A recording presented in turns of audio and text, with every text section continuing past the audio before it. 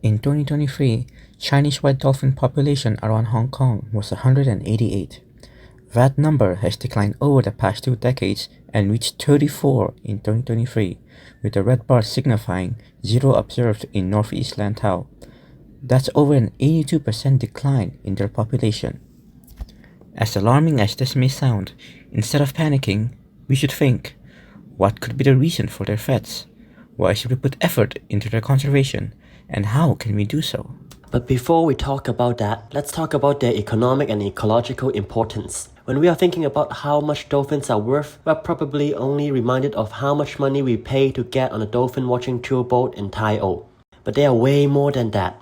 These dolphins are excellent bioindicators of pollution and stress level of the marine environment. Because they are such good swimmers, they also play a role in translocating and recycling limiting nutrients between spatially distinct ecosystems. And as mesopredators with a high metabolic rate, they occupy a wide range of trophic levels in food webs and consume a significant amount of biomass. They control the population of other marine life such as predatory fish or squids. Without dolphins, crabs and shrimp will suffer, as so do Hong Kong's fishermen who generate a lot of their income from shrimp fishing. But they are now facing new threats they aren't adapted to overcome. Cases of stranded Chinese white dolphins have been recorded yearly in the Marine Life Stranding Database operated by the OPCF. Some stranded dolphin carcasses were found with bruises and trauma from boat strikes, and some even with missing heads or other body parts because of propellers. Since they surface for air every few minutes, there's always a chance they will collide with the ever-increasing number of high-speed ferries and fishing boats that go whizzing by. Dolphins are also threatened by illegal fishing practices and even trawling, which has been banned in Hong Kong's waters since 2012. What those fishing boats leave behind is also as deadly. A dolphin carcass was found killed by 5 abandoned fishing gear, entangling its head and flukes. Even fishing hooks are found in their stomachs. We saw one with a rope tangled around its neck while our group was out on a boat ride. What's worse, some dolphin-watching tour vessels chase after them at high speed and make sharp turns to intercept their course.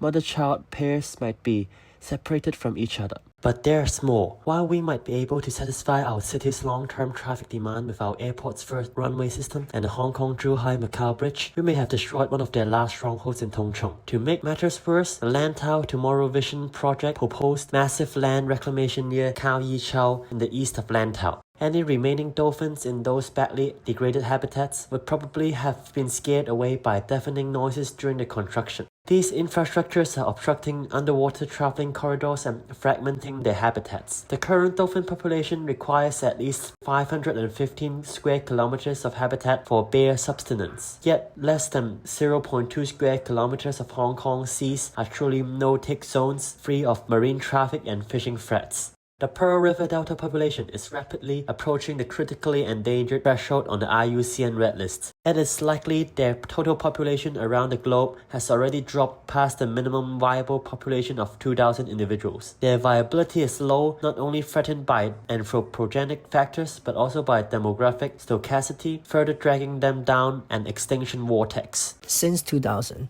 the AFCD has deployed artificial reef to enhance the habitat of lionhead fish and the nabaya, which are both prime for Chinese red dolphins. Legal fishing practice such as the floating, spear fishing with poison or dynamite or electric charge have been prohibited in Hong Kong's water. Noise-cancelling measurements are also used in a few underwater construction sites. Bubble curtains surrounding the underwater blasting site reduce the noise and shock wave by up to 10 times.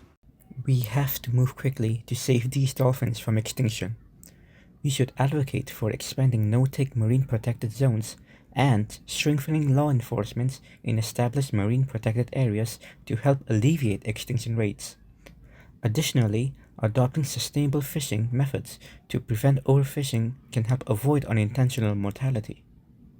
We can also raise public awareness by joining dolphin-friendly eco-tours such as from the HKDCS that inspire respect for these dolphins without upsetting them. 84% of our respondents said that they would love to see a Chinese white dolphin, and 88% of them said that we should conserve them, while also giving us useful reasoning on why to do so. But with this trend Finding one is sure to be difficult, so we need to act fast. Our next big wall to face is the Land Out Tomorrow Vision project, so please help us fill in this petition against this plan by scanning this QR code and filling the form made by the HKDCS to help us conserve these species.